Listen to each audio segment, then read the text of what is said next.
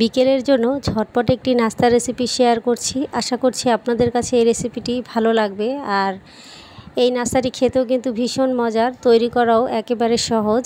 মাত্র একটি ডিম আর আটা হলে কিন্তু খুব সহজে নাস্তা বানিয়ে পরিবারের সবাইকে পরিবেশন করতে পারবেন।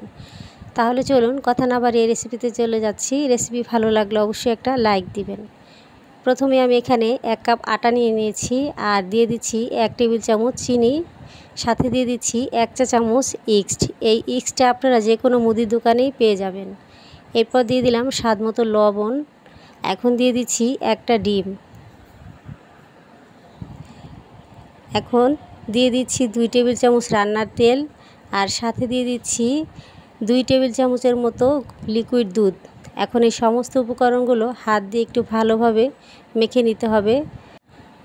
ডোটা এই সময় একটু শক্ত মনে হচ্ছে, তাই আমি আরও সামান্য 2 টেবিল চামচের মতো দুধ দিয়ে দিচ্ছি। তো দুধটাকে দিয়ে আবারও ভালোভাবে এই ডোটাকে সফট করে মেখে নিতে হবে। তো দেখতেই পাচ্ছেন ডোটা কিন্তু খুব সুন্দরভাবে মেখে নিয়েছি। এখন ঢেকে আমি আধা ঘন্টা থেকে 1 ঘন্টার মতো এটা রেস্টে রেখে দিব। ফিরে আসলাম 1 ঘন্টা পর। ডোটা কিন্তু অনেকটাই ডাবল হয়ে গিয়েছে। তো এখন এই ডোটাকে আবারও 1 থেকে 2 মিনিটের মতো আমি একটু মেখে নিব।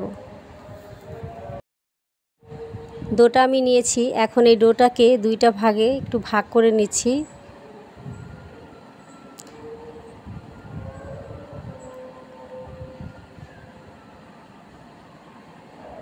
একটা ভাগ আমি সরিয়ে রাখছি। অর্ধেকটা ডো আমি একটু সুন্দর করে গোল করে শেপ দিয়ে নিয়েছি। এখন একটা বেলনি দিয়ে আমি একটা রুটি তৈরি করে নিচ্ছি। তো একটু মোটা করে নিচ্ছি, এটা খুব বেশি পাতলা করবেন না, একটু মোটা করলেই ভালো হয়। তো আমি এইরকম মোটা করে নিয়েছি। এখন এখানে দিয়ে দিচ্ছি সাদা তিল।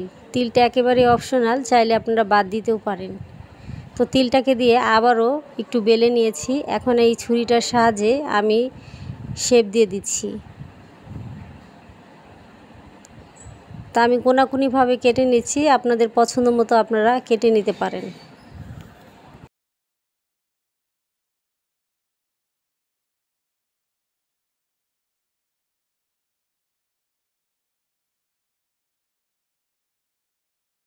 কেটে নেওয়া হয়ে গেছে। এখন আমি একটা পিস আপনাদের দেখিয়ে দিচ্ছি, ঠিক এভাবে করে আমি কেটে নিয়েছি। এখন এই নাস্তাগুলো ভেজে নিব। এর জন্য চুলার মধ্যে আমি পর্যাপ্ত পরিমাণে তেল দিয়ে রেখেছি। তেলটা এই সময় হালকা গরম আছে, এই সময় আমি নাস্তাগুলো একে একে দিয়ে দিব।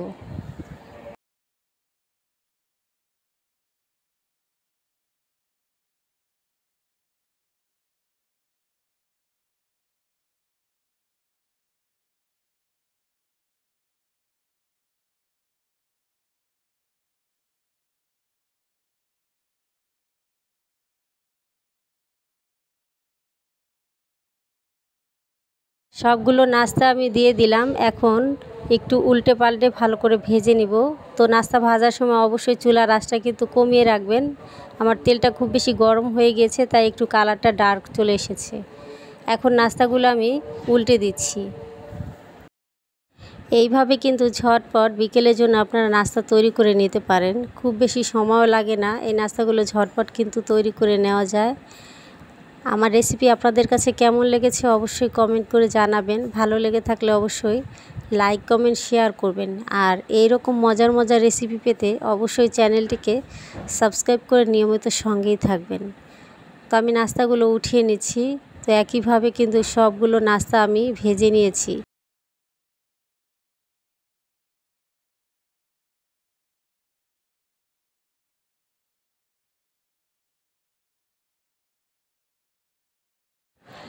এখন নাস্তাগুলো পরিবেশন করছি, দেখে নিশ্চয়ই বুঝতে পারছেন কতটা লোভনীয় লাগছে। আর এই নাস্তাগুলো চা বানিয়ে কিন্তু সবাইকে দিতে পারেন, চায়ের সাথে খেতে আরও বেশি ভালো লাগবে।